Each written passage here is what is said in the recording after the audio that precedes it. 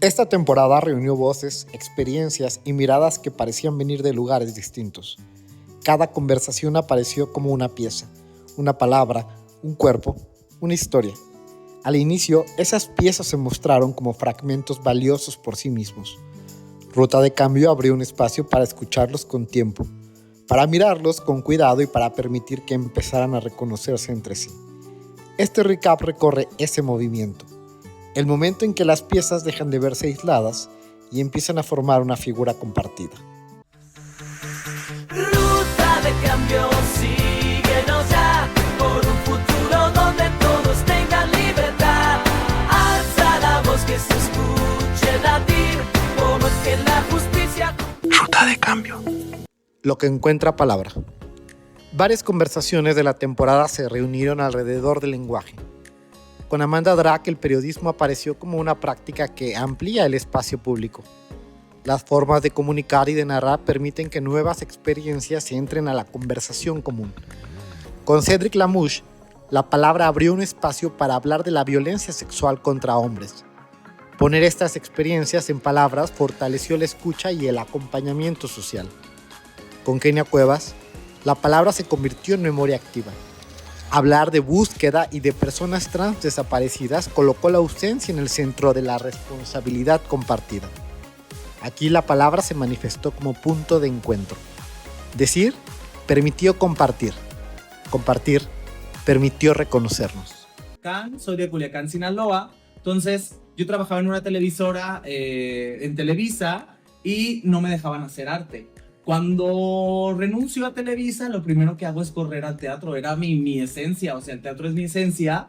Entonces, lo primero que hago es ir a correr al teatro y me ofrecen esta obra de teatro que se llama Mentiras el Musical. Nosotros en el 2019 hicimos la versión drag allá en Sinaloa y así es como llega Amanda. Por cuestiones de derechos no se podía llamar, tú que eres abogado, juez y magistrado, dices... Mentiras. Ay, me cae. Y ahorita ya cantando pobre secretaria. Ahorita que está tan de moda otra vez. ¿Hiciste Lupita? No, yo hacía Yuri. Yo hacía Yuri porque pues agudo. Sí, tienes. Ay, mi gran canción. Y yo pero ese tiene otro costo, Jaime. Yo esas canciones ya las cobro cara. Están de moda, dices tú. Entonces, por cuestiones de derechos, no me podía llamar Yuri. Y decimos que otra mujer fuerte, empoderada de los 80s existe, pues Miguel. Entonces, por eso me llamo Amanda. Muy alentador ver que los procesos de los papás, ¿no? Y cuando yo me presento y les digo, pues es que yo estoy en la calle y estamos aquí todos los chavos, pues nadie lo podía creer, ¿no? Y conocí a este grupo que me enseñó muchas herramientas, ¿no? Que nos presentó a muchas personas y que nos abrió la puerta a muchos jóvenes, ¿no? Donde las mamás, literal, ellos se reunían cada jueves. Entonces, no sé, las mamás se organizaban y en un sobre me llegaban a dar dinero. O una mamá decía, vente, ya comiste, vente, quédate en mi casa este día, vente esta semana. Y así fue como conocí de repente a Claudia. A Claudia. ¿No? A Claudia, aquí es el crossover. Vean el programa con Claudia, mamá contigo. Ella llega a estos espacios precisamente por la salida del closet de su hijo Diego. Y pues mi testimonio, cuando yo platicaba con ella, lo que veía, lo que vivía, pues claramente no solo a ella, sino a muchos papás les tocaba el corazón, ¿no? Como de esto es lo que sufren nuestros hijos, esto es lo que piensan nuestros hijos, porque era este espacio de papás para papás, sí. Pero les faltaba escuchar a los jóvenes que vivían la discriminación y cómo sentíamos, y entonces a mí me ayudaban mucho ellos porque yo comprendía por qué mis papás hacían lo que hacían, ¿no? Porque tienen un duelo, de repente pude tener mucha paz, porque claro, o sea, a mí me costó 16, 15 años aceptar quién era yo, ¿no? Y yo quería que mis papás de un día a otro aceptaran quién era yo, cuando a mí me costó 15 años. Sí, ¿no? claro. Entonces, de repente sé que eso me enseñó este grupo de papás y mamás a tener herramientas para poder como sobrellevar estos temas, por lo menos para sanar, para perdonar, para no tener resentimientos. Para comprender. Y Claudia dijo, chicos, ustedes no pueden estar en la calle, ¿no? Y que se saca su casa en la Nápoles y nosotros fuimos los más felices porque pues ya no teníamos que estar en los parques, ¿no? Literal, ella nos abrió su casa, su garage, ¿no? Y entonces podíamos ya hacer los grupos en un hogar. Y creo que eso cambió completamente. Entonces, un poquito antes de eso, te estoy hablando que llega Obama a la presidencia de Estados Unidos, una cosa así como ¡pum! Y hay un discurso de Hillary Clinton en Naciones Unidas que dice "Gay rights are human rights". Aquí hay varios puntos. Hablamos muy seguido de los niños, de qué les pasa a los niños, a las niñas, etcétera. Sí, pero no. O sea, yo la última estadística que vi es que de 10 casos son únicamente 4 que pasan a niños. O sea, significa que son 6 que pasan a adultos. O sea, que ahí creo que toda esa población de adultos la tenemos un poquito en el olvido cuando hablamos del tema.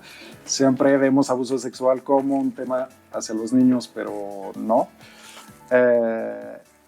Hay toda la parte de, pues, entender también lo que es. O sea, como siempre digo, hay el juego, que todo lo que es, sí, que todos los juegos sexuales y todo, de juegos de rol y todo, y fantasías y todo lo que quieras, que esto es una cosa, está muy bien, pero hay toda la parte de agresión y agresión. Todo lo que se convierte en violencias, exacto, en esta incapacidad de decir no, y que terminan, hasta jurídicamente, pues hay muchas situaciones que son violaciones en realidad. Ajá, ¿no? O violaciones ocultas dentro de un sistema que te ha dicho que a lo mejor se trata pues de juegos sexuales o que no supiste decir no, o cosas tan básicas, lo voy a decir porque alguna vez comenté con un compañero, cosas como de que se quiten el condón, ¿no? O sea, sin tú haber autorizado una práctica de ese tipo, porque hay que decirlo con todas sus letras. Ajá. Eso, cuando tú dices no y pasa eso, pues es una violencia sexual que tiene la figura de violación.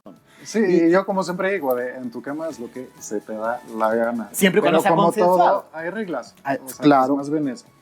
Y bueno, es un dato muy interesante, ¿no? Si hay violencia sexual de adultos, hombres, sí, que callan.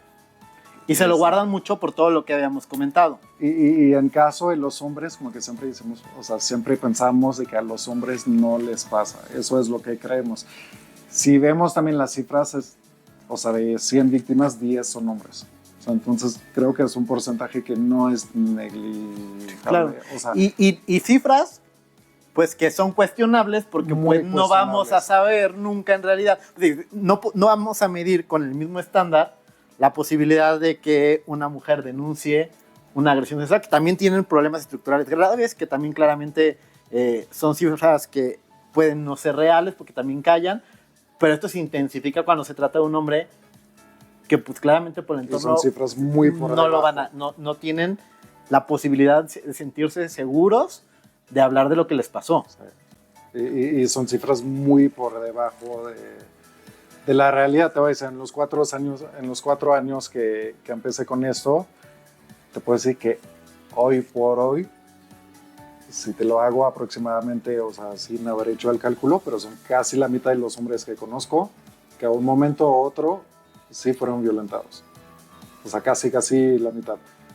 También estoy metido en el tema, entonces pues ayuda a que la gente me hable más y todo. Claro, la confianza de que contaste tu historia y generas esta conexión empática, de decir, bueno, siento un lugar seguro de contarle sin sentirme juzgado. ¿No? Exacto, para mí son casi la mitad de los hombres que conozco, o sea, es bastante. ¿Qué más información nos compartirías? Así que te diría, creo que lo que falta mucho y lo que se necesita mucho, como te decía, primero es informarse y eso es a la mano de todo el mundo con internet, con todo, es muy fácil. El cuerpo como experiencia común. El cuerpo atravesó la temporada como lugar donde la vida se sostiene y se cuida. En Tejiendo Pueblos, con Rulo, el cuerpo apareció en la experiencia cotidiana y comunitaria. El trabajo con personas migrantes, con abuelas trans y con trabajadoras sexuales mostró cómo el cuidado se construye desde la dignidad, el acompañamiento y el reconocimiento de derechos. El cuerpo se expresó como trabajo, como sustento y como red que sostiene la vida. Con Cédric Lamouche el cuerpo se presentó como memoria sensible. Reconocer la violencia sexual abrió caminos de escucha y reparación compartida. Con Alain Pinzón, el cuerpo se colocó en el centro del derecho a la salud. VIH, PrEP y PEP mostraron cómo el acceso a la atención médica fortalece la autonomía y la vida. Experiencias de libertad. Aquí, el cuerpo apareció como experiencia viva, como territorio donde los derechos toman forma.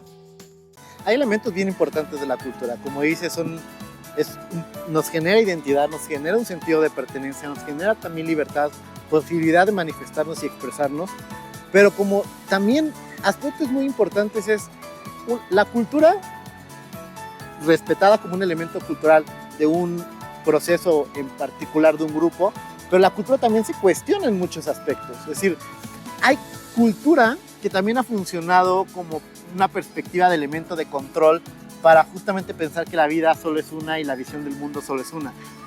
Justamente porque esos elementos culturales fueron a los que se le dieron predominantemente focos de atención, invisibilizando otras manifestaciones culturales y generando las mejores expresiones normalizadas. Por ejemplo, los bailes de salón. Claramente hay una cultura queer muy fuerte con el tango queer y que luego se fue modificando, pero los bailes de salón entendidos a la visión o a la perspectiva o a los ojos de la sociedad en general, podría pensar que es un hombre cisgénero que aporta fuerza y una mujer que aporta belleza en un elemento pues, que solo se entiende de esa forma.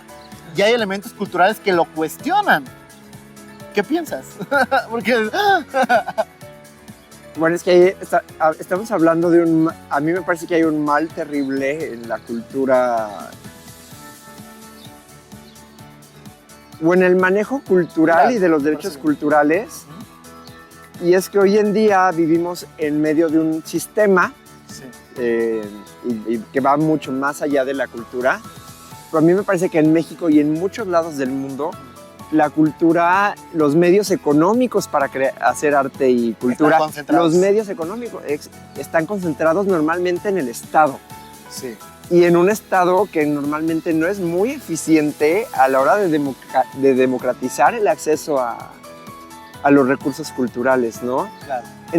Y que también es una definición de que cualquier Estado intenta usar el arte y la cultura de manera propagandística. Toda la razón, por eso yo le decía, aquí también se cuestiona, porque también es elemento de control político y social. Exactamente. Totalmente de acuerdo contigo. Entonces, aquí en México sufrimos lo que sufren los intentos de creación artística y cultural en todo el mundo, y es que la mayor parte de los recursos que provienen del Estado están monopolizados por personas que el Estado seleccionó para que monopolicen esos recursos, y también los discursos están precurados, decantados, filtrados, o no necesariamente hegemónicos. Yo he visto obras que tratan temáticas diversas, pero que están hechas dentro de estos mismos monopolios. Pues mira, en cuanto a las trabajadoras sexuales cis y trans, obviamente algo fundamental que necesitan es seguridad social,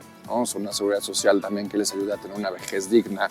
Ahorita que estamos apoyando mucho a las trabajadoras sexuales ya de cierta edad, ¿no? Las abuelas trans, pues nos damos cuenta de la importancia que es esa seguridad social para esa vejez digna, ¿no? Necesitan también una atención médica adecuada, una atención médica que no sea estigmatizante, que cuando lleguen al hospital se les atienda en tiempo y forma, porque lamentablemente muchas veces no se les quiere atender o se les atiende ya muy tarde, y entonces hace 2 semanas una compañera, Doris, falleció por eso, ¿sabes? Entonces, en ese sentido, el tema de médico para ellas es súper importante.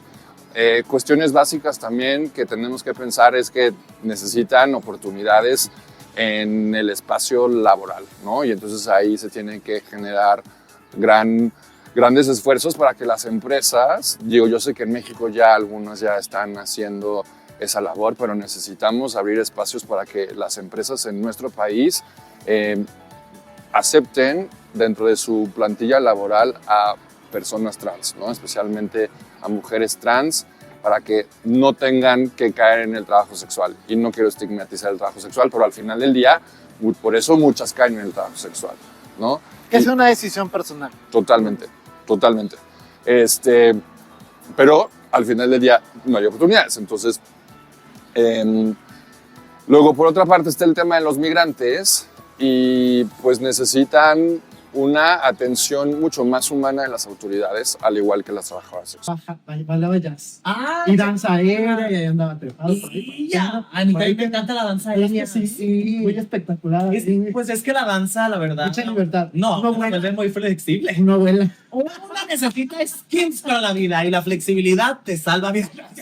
Pues verán que sí. Flexibilidad de cuerpo y mente. Para transitar los cambios, para deconstruir las historias, para romper estereotipos. No lo había visto de esa manera. Yo me refería a la física. Si tu gran así, mira. Si me paso. Mira, Claro, bebé, claro. Aquí somos flexibles, dice Shiu. y la flexibilidad es en todo, pues yo digo en la mente también. Porque las mentes cuadradas, las mentes que no están abiertas al cambio, que no entienden el concepto de diversidad en todos sus aspectos, en todas sus facetas, todo, pues justamente tampoco cambian. Cultura y comprensión. Comprender requiere relato. Con Babilonia Drag la cultura apareció como memoria compartida. El teatro y el drag narraron historia, identidad y derechos de la cultura y la escena. Con Rodri Cuentacuentos, la narración se volvió un puente. Contar historias acercó la justicia a la experiencia cotidiana y permitió entender su impacto real. En este bloque, narrar se expresó como una forma de cuidado. Comprender permitió acercarnos. Muy bien, y te voy a decir por qué me llamó mucho la atención. Date. Hace algunos años, cuando... ¿Quién es un secretario trabajando en la función jurisdiccional? El secretario es quien colabora en la elaboración de sentencias y luego el titular, no sé, por ejemplo, yo como magistrado, pues corriges, ajustes, revisas, etcétera, ¿no? El punto de esto es que siempre ha sido un eterno luchar mío con la manera en que escriben los abogados las sentencias, porque claro, las escribo distinto y nunca ha sido igual. Y en buena voluntad, en alguna ocasión secretarios se metieron a estudiar cursos. Me dijeron, es que ya me estoy preparando, jefe. Me metí a un curso de redacción. Y les dije, no, es que no es que redactes mal en sí. No es que tengas mala ortografía. Es que no sabes cómo acomodar las ideas. Los mandé a un curso de escritura creativa al claustro de Sor Juana, porque les dije, más bien lo que ustedes necesitan es aprender a escribir distinto, no a redactar distinto, porque redactan bien. La estructura gramatical de sus ideas es correcta, pero no la manera en que la ponen, porque no está la historia de los expedientes, porque no está la narrativa de una manera lineal, porque lo lees y no entiendes nada si no eres abogado. Okay. Les cambié todo el chip, porque entonces no saben lo que les costaba de trabajo ese curso. ¿Por qué? Porque claro, se sabían las reglas de redacción, sabían las reglas de ortografía, no es que escribieran mal en sí, o sea, mal, la palabra mal tiene muchas connotaciones, ¿no? Pero digamos, en reglas de redacción eran correctas. Sin embargo, lo que les costaba era acomodar las historias. Muchas veces también les dije, sean un poquito menos abogados y más periodistas, métanse al expediente para tratar de investigar qué hay detrás y luego organicen sus ideas de lo que investigaron para ponerlas de una forma en que cuando alguien lea esto, entienda cuál era la historia. Claro, te interrumpí la parte donde estábamos concretando cómo llegas, ya te dije, no, que noticias te quedas, pero en qué consistía el noticiero. No, que se cuenta que el Canal 11 tenía en aquel momento, porque ya no existe, creo, cada hora en la hora, o sea, cada hora se daba un bloque de 3 minutos de noticias. Sí. Yo le dije, ponme a dar el cada hora en la hora, que hablaba de temas de la marcha, pero también de otras noticias, ¿no? Y cuando lo hago, pues se vuelve una locura. Fueron alrededor de 250 notas a nivel mundial del suceso de que yo había dado noticias. Es que no es un tema menor, rompes con los marcos de informativos. Y en un México machista, misógino todavía, transfóbico, LGBTfóbico. Y donde además los espacios a lo mejor de poder verdaderamente representativos, integradores, pues se reservaban justamente a esa idea que tú comentas, machista, patriarcal, cisnormada, etc. Y fíjate que sigue siendo así, Totalmente. Porque yo agradezco hoy que exista una cosa llamada paridad de género en todo, horizontal y vertical y de todos los... Pero ¿sabes qué me he dado cuenta? Y esto no es bufe, ni es crítica, ni nada. Muchas mujeres que están llegando al poder lamentablemente están repitiendo o tienen que repetir este sistema, porque si no, los hombres no la respetan. Sí. O sea, tienen que, y odio eso, pero sí tienen que caer otra vez al sistema y tienen que repetir patrones machistas, porque si no, no las dejan trabajar, no las dejan hacer su trabajo, incluso hasta la propia presidenta, ¿eh? O sea, yo creo que Claudia ahorita tiene un séquito de hombres que no la dejan gobernar por culeros que son.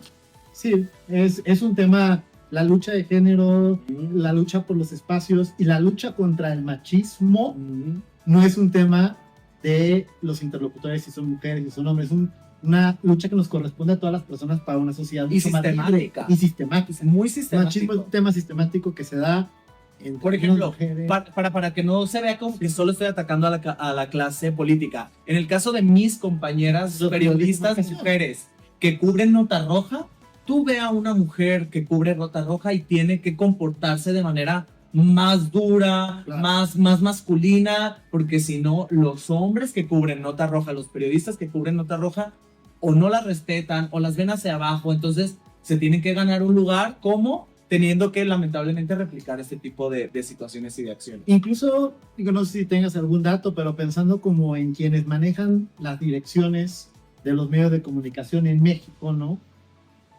Son mayoritariamente hombres, Sí, supongo, ¿no? sí, O sea, digo yo estoy presumiendo porque sí. yo no tengo el dato ni estaba en el Pues medio, mira, pero supongo que son ellos. pues yo te podría decir que Incluso también en cultura, ¿no? O sea, directores, no sé, teatrales, de Ujú. películas, Sí. cinematógrafos. hay muchos hombres todavía en las tomas de decisiones. Y te digo, por ejemplo, de los medios públicos, SPR es un hombre, Capital 21 es un hombre, Mexiquense es un hombre, Canal 11 es una mujer, pero ya te he dicho 3 hombres de una. No sé si alguna otra televisora pública a nivel nacional tenga mujeres, pero de la red de sistemas públicos federales, una mujer contra 3 hombres. Y bueno, Amanda, cuéntanos, ¿cuál crees tú que es la importancia de la diversidad en los medios de comunicación? No solo de la manera en que comunicamos, la información que ponemos ahí, sino también las personas que intervienen en la decisión de la agenda informativa, de los contenidos de los programas. Es decir, hasta dónde alcanza la trascendencia de la diversidad, tanto de nosotros con nuestras identidades, con nuestras orientaciones, pero también pues, con nuestra perspectiva crítica de un mundo muchísimo más diverso. Mira, yo siempre lo he dicho, ¿quién conoce mejor su realidad que las personas que la viven día con día? No es lo mismo que un conductor heterosexual hable de hermanas trans a que una hermana trans realmente te cuente qué es lo que pasa, que eso ha pasado y eso ha ocasionado que haya muchísimos deslices de conductores, conductoras, de actores, de actrices, que no saben, no dominan bien las cosas y se dejan ir como hilo de media y Claro. lamentablemente pues terminan afectando a un gremio. ¿Por qué nos afectan? Porque nos crean estereotipos. Entonces, si nosotros somos los que contamos nuestras historias, los que decimos, ponle, el director es heterosexual, ¿no? Hablemos de una serie. Si el director es heterosexual, pero tiene un equipo de personas LGBTs que le vayan arropando y le digan, miran, esto no se cuenta así como pasó, repetimos, mentiras. Los GLAAD Awards, que fueron los que me dieron el premio en marzo, asesoraron a Luis Gerardo Méndez, productor de la serie, para que el tema de la transición de Manuel, que no ocurre, spoiler alert, ya la debieron de haber visto, todo México ya la vio, que no ocurre, fue asesorado, es decir, hay que acercarse a la gente Claro. para que ellos te cuenten, para que puedas alcanzar a dimensionar sus vivencias. Totalmente. Fíjate que es muy curioso porque en este programa hemos hablado mucho de lo que yo llamo un constitucionalismo empático. Y yo digo que para ser una persona juzgadora, una mejor persona juzgadora, Hay muchas personas juzgadoras, ¿eh? Hay 132 millones de mexicanos juzgadores. Y lo saben. Bueno, pero Ahora, ya, ¿quién me pero ya con juzga? papel, Di. Pero con un papel que sí me vale, Di. con mi nombramiento. Claro. Pues justo he dicho que hay que involucrarse un poco. O sea, es distinto a la persona que en la judicatura se ha involucrado con las vivencias, que ha escuchado, que ha visto, Sí. que ha salido, Sí. que la persona que no. Y es esa vivencia que te permite ser mucho más sensible y empático y que yo creo que funciona no solo para la transformación del derecho, sino para la transformación social. Creo que es un poquito lo que tú también conoces, ¿no? Es la diversidad, el involucrarse en los temas de comunicación, pues permite una aproximación muchísimo más concientizada de la realidad de las personas. Y también, a ver, la jornada y el trabajo te va envolviendo y a veces los movimientos, las personas, los activistas. Cuando la palabra se organiza. Algunas conversaciones mostraron el momento en que la palabra se convierte en acción organizada. Con Iván Tagle, el activismo apareció como trabajo institucional. La agenda legislativa, la eliminación de las terapias de conversión, mostraron cómo las luchas sociales se traducen en normas que cuidan la vida. La presencia de Amanda Drack en espacios centrales de información amplió el acceso al debate público. Y con Alain Pinzón, la salud se sostuvo como política pública y como responsabilidad compartida. Aquí la palabra se expresó como estructura, como decisión que ordena y protege. Hablar de estos últimos derechos sociales y culturales, económicos, sociales y culturales, es hablar de una última etapa de la sociedad que volteó a ver derechos que por mucho tiempo no fueron vistos como derechos. No, aparte de hablar de derecho, de la cultura como un derecho humano, digo, hay niveles, ¿no? O sea, la cultura a la que tiene acceso la población en general, ¿no? Ajá. Como mexicana y como mexicano. Sí. Hay una cultura internacional, mexicana, local, a la que uno tiene acceso. Creo que lo que es importante es que los derechos culturales de las comunidades queer o diversas son bien difíciles de identificar y estratificar. Sí.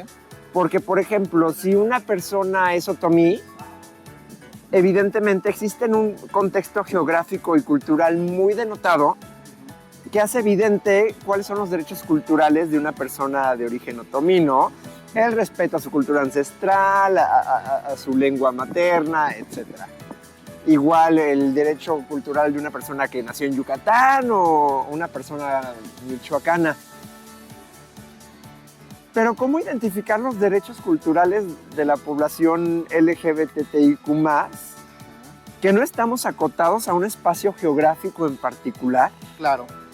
Que venimos de entornos y contextos la bien realidad diversos. es que no se trata de asegurar como esta manifestación específica cultural dentro del derecho a la cultura, sino buscar los mecanismos para que las personas puedan desarrollar su cultura. Esto implicaría, por ejemplo, apoyos gubernamentales, espacios para recreación, que puedas tener teatros abiertos, parques donde puedas llegar Ahí a mí sí montar. me parece muy, muy interesante porque a mí sí me parece que existe una cultura queer o una cultura marica. También existe. Y existe una cultura trans y existe una cultura lésbica, sáfica. Sí. Que justamente no está acotada a un espacio geográfico, está acotada a una identidad sexogenérica y a la manera en la que vivimos nuestros cuerpos.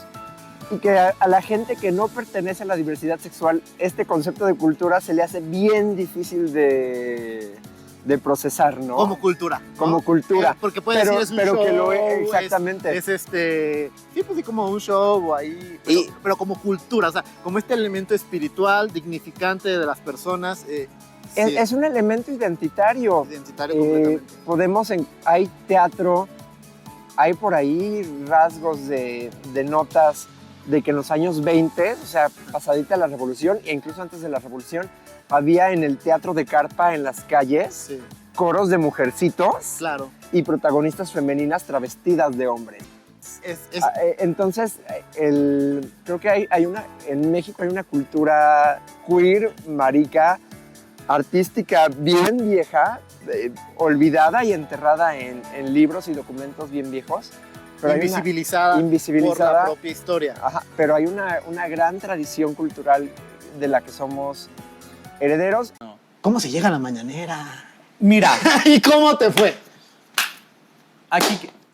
Amanda de Pride MX. Presidenta, lastimosamente el mes de julio ha sido uno de los más violentos para la población LGBTIQA+, con alrededor de 12 crímenes de odio hasta el momento, y según el Observatorio Nacional de Crímenes de Odio, en los primeros 6 meses del año van alrededor de 28 asesinatos y desapariciones forzadas. Del 2014 a la fecha hay alrededor de 739 asesinatos. El año pasado fueron 80 asesinatos y de ellas el 55 fueron mujeres trans, con lo cual, se coloca a México como el segundo país con más crímenes de odio, solo después de Brasil.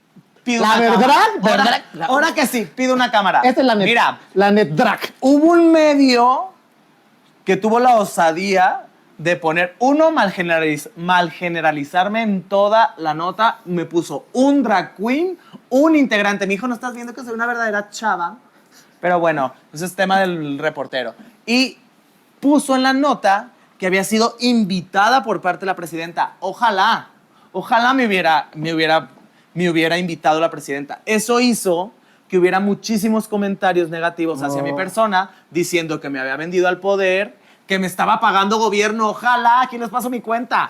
Oye, en paréntesis, A eso ver. también en la inquisición de las redes, ya de que platicas con alguien, platicas con acá, te dicen, te estás vendiendo. Oigan, a ver, estamos trabajando por los derechos. ¿Cómo vamos a trabajar por los derechos si no es en colectivo? ¿Alguien está viendo que está haciendo una promoción partidista? No, ¿verdad? No. Si estamos hablando de derechos, todos deberíamos estar hablando de derechos. Pero bueno, ya era en corchete porque Y también aparte, escriben. en dado caso de que me hubiera invitado la presidenta, ¿qué tiene de malo? Pues es lo que yo digo. No, tuvieron hasta porque dijeron que no aproveché bien el espacio, que no hice las preguntas correctas.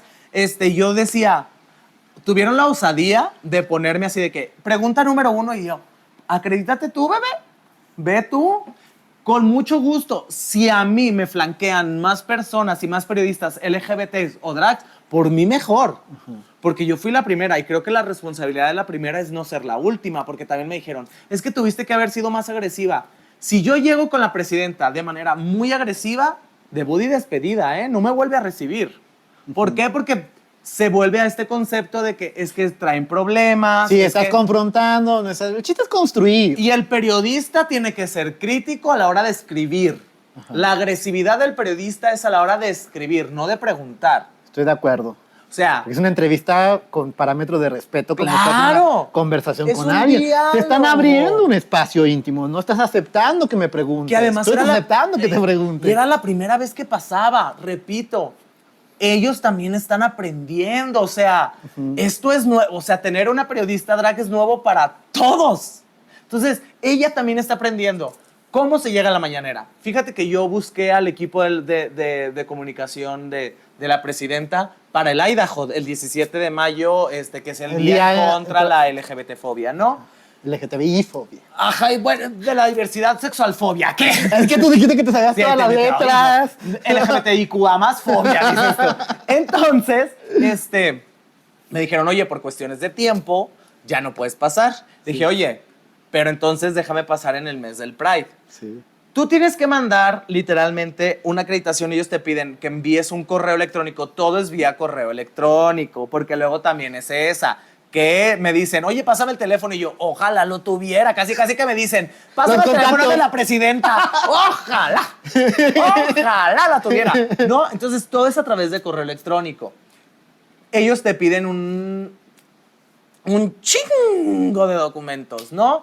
Que si tu INE, una trayectoria, tu currículum, qué medios estás, evidentemente métricas de tus medios, o sea, sí te piden qué tanto impacto tiene, bueno, para no hacerte el cuento largo, te piden un montón de requisitos, los cumples todos, me pidieron links, por ejemplo, de programas míos, de Pride, porque además yo fui a través de Pride MX, que es esta plataforma en la que estoy ahorita, que les mando un beso y les amo. Yo Entonces, les mando un beso y los amaré. y haremos algo juntos, Di. Entonces, Haremos algo juntos. Ajá, y ya hay que ¿Cómo el chicharrón? y yo ya aquí de chicharo, haremos algo juntos. Y el prompter así, sí, haremos algo juntos. Y dices tú, bueno, el chiste es que, ay, yo ya sentándome como hombre, el chiste es, Yo cada vez más así. claro, cada vez más mujer, como me dijo una amiga mía. Entonces, en este mes estuve como de que, oye, un paro, ya revisaron, oye, confirma de que les llegó el correo, oigan, ¿qué pedo? A mí se me hacía que ya no llegaba, ¿eh? Ya. Se me hacía que no se me iba a dar la oportunidad porque yo la busqué en una administración pasada. Si sacan cuentas van a saber qué administración era. Y ahí sí me dijeron no. Cuidado, futuro y comunidad. La temporada habló del cuidado como forma de relación con el mundo. Con Amiyali Telles, el medio ambiente apareció como responsabilidad cotidiana. El manejo de los residuos y el consumo consciente conectaron generaciones y futuro compartido. En Tejiendo Pueblos, el cuidado se expresó en la organización comunitaria y en la mesa compartida. Y con mis abuelitas nonagenarias, el cuidado se manifestó como práctica diaria. Valores transmitidos con constancia, sostenidos en comunidad. Aquí, la justicia se expresó como forma de vida. Diverso. Porque evidentemente a la presidenta le tuvieron que haber dicho, oye, ¿quiere venir una travesti a preguntarte?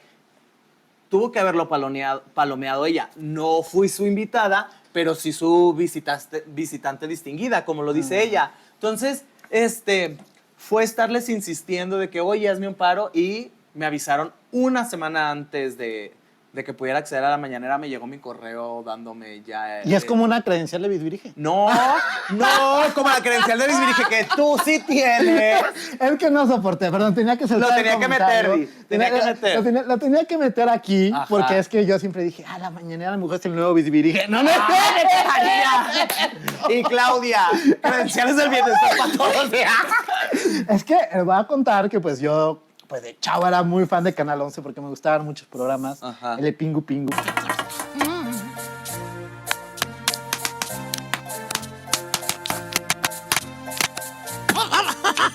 Por ahí. Ajá. Una foto. Aquí, Pero aquí lo también- vamos a poner en edición. Pero también había un programa que me estoy enterando que tal vez está reanimando las credenciales o algo, Sí. pero yo era muy fan de Bisbirige.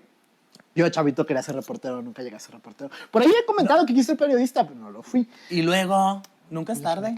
¿verdad? Pues sí. Pero de ahí decía, si quieres ser reportero, reportera y participar, Te vamos a dar una credencial. ¿no? Entonces, Pero tiene uno su escribía credencial. y pedías una credencial. Tuvo un hombre que le pasó un caso de violencia, así que publicaron videos de él, etcétera. Denunció, y cuando en el MP o en la fiscalía dijo, oye, ¿y la ley Olimpia qué? O sea, ¿por qué no están hablando de esto? Le dijo, no, porque la ley Olimpia, ¿cómo está dentro de las leyes para una vida libre de violencia de las mujeres? No aplica para ti. Cuando en realidad sí la ley pues aplica para todos, pero pues también dentro de los MPs, dentro de las fiscalías, pues las arreglan como quieran. O sea, Claro. te usan el pretexto de no porque es para mujeres, porque siempre se ha comunicado sobre esto. Y creo que ahí también en la forma en cual se está redactando o presentando las leyes, o sea, justo Que creo que sí otra vez podría de- aplicar, pero bueno, No, es, sí, un tema, aplica, es un- o sea, es un justo- tema de bases que no tuvieron el criterio suficiente para identificar Exacto. y saber cómo aplicar principios generales de perspectiva de género.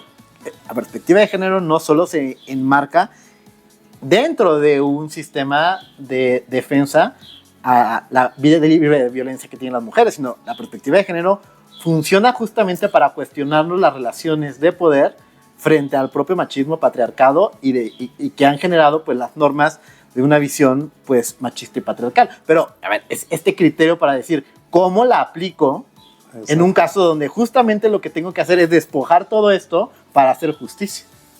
Falta mucho, falta mucho. capacitación.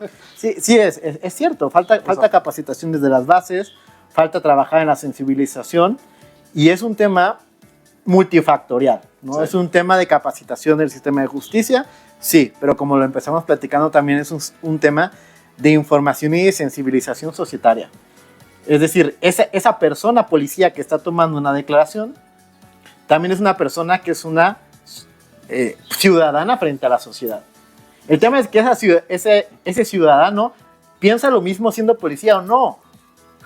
Y creció en una sociedad creció en una machista. so- y creció- exactamente. exacto. Entonces, si no empezamos, porque podemos capacitar mucho también los sistemas de justicia, jueces, magistrados, fiscalías. Pero como siempre lo he dicho, si no trabajamos también a que estos conceptos se interioricen, te transformen, cambien tu profundidad. propia conciencia, tampoco vamos a cambiar, porque lo que ocurre es justamente esto. Hay algo más de fondo también detrás de esa misma autoridad, que esa autoridad también es persona y que esa persona también creció en una sociedad con los mismos problemas que estamos platicando ahora. Bien. Y otra cosa muy importante que también se habla dentro del libro es la reflexión sobre las infancias trans, porque recordarás que yo soy una niña trans desde los 9 años, exactamente. Decidimos ponerle este holograma. Lo vi, está increíble. Es la niña que te acompaña, siempre niña. Sí. Yo siempre la cuido, ¿no? A partir de que me hice una mujer responsable, he cuidado a esa niña trans, la he traído todo el tiempo protegiéndola. Y obvio que reconozco que fue una niña que sufrió mucho, pero que ahora hemos logrado nuestro cometido. Qué ¿no? gran mujer. No, hombre, pues imagínate, ¿no? Entonces, creo que esa reflexión también nos lleva a entender que las infancias existen que no necesitamos aceptación de una sociedad, porque yo me acepto desde los 9 años. Desde el día que me reconocí, desde ese día, yo me acepto.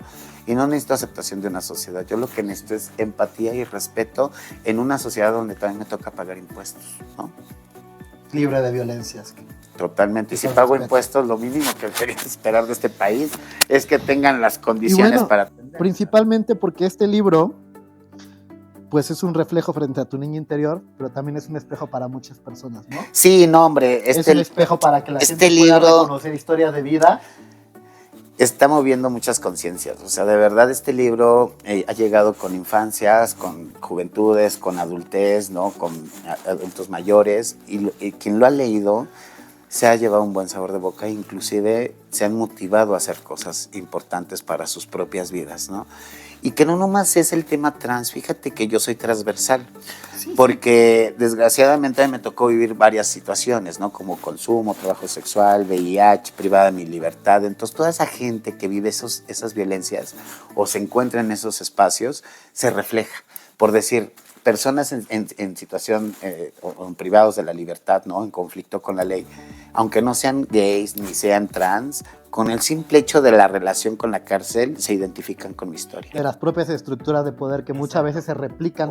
Ya bajo un sistema de exclusión, replican una doble exclusión al interior de las cárceles y los centros penitenciarios. Cuando hablo de las personas en situación de calle, que fui yo una niña a la calle, que vivía con los niños rata, ¿no? Todo esto, también las personas que no son LGBT, que vivieron en la calle o que viven en la calle, se han reflejado y han aprendido, ¿no? Es que qué impresionante, porque haces una radiografía de las violencias y de los problemas más profundos de la sociedad mexicana. Y que nadie quería hablar, porque son temas tabú que toda la sociedad nadie quería hablar. Yo cuando puse el cuerpo de Paola en la Avenida de los Insurgentes, ahí destapé las cloacas de lo que era el tema trans. Y desgraciadamente, a pesar de que sabían que existíamos, había muchas luchas sociales, había mucha intervención desde la sociedad civil, no éramos reconocidas en la sociedad. Entonces sale Paola, salen los medios, todo el mundo dice quién son las trans, por qué están luchando, por qué están peleando.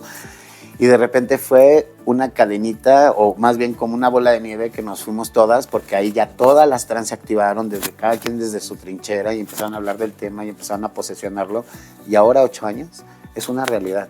Ahora en 8 años es parte de las agendas, es parte de la visibilidad, es parte de todas las luchas, es parte de la marcha, o sea, ya estamos en todos los espacios, ¿no? Voy a decir a Meyali lo que tengo aquí, cómo lo tengo. Pues te presento a Meyali, bote de basura de casa de Juan Jaime, a Meyali. Mucho ¿Abrimos? gusto. Mira, a ver, ahí está el primer regaño y el primerito que le hago a todos, ¿no? ¿Cuál es? No es basura, son residuos.